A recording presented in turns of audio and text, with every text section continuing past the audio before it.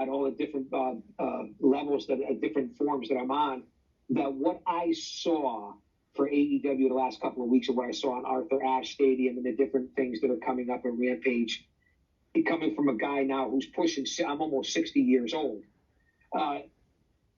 It's one of the biggest pops, the crowd, whether it was for Punk, whether it's for MJF, whether AEW, the product in general, the live crowd.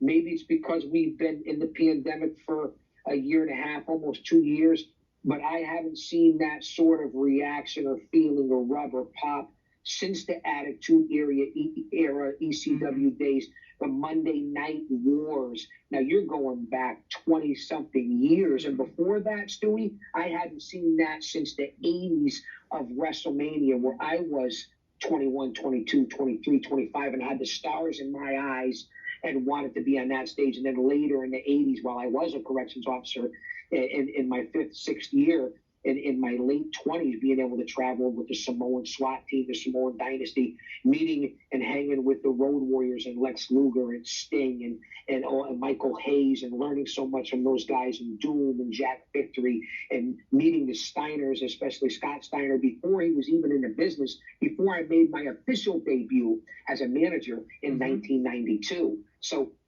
that's what it reminded me of. We haven't recaptured that, Stewie. I'm not sure what demographic you fall into. Are you in the 18 to 49? Are you the 50 plus demo god like I am? I don't think they need to classify us. I don't think the GOC I don't like doesn't. to classify. The GOC. I'll call you a veteran. I'll call you a veteran of the biz. We don't need to. There's no need for demographics. You can sit there.